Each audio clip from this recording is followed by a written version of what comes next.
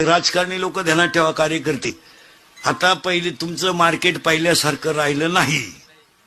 तुम्ही जरा घरादारा पहा, ही देशाची सेवा राहू द्या.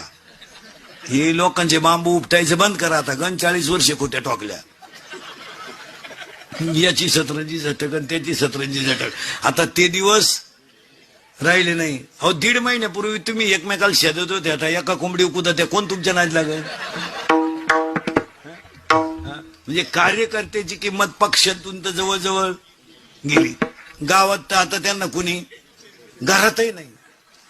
अरे शेतकऱ्याच्या बैल जर बांधले ना शेतकऱ्यानं, तर अवताची बैल बांधले का त्याची बायको हातात तांब्या घेऊन येते पाण्याचा.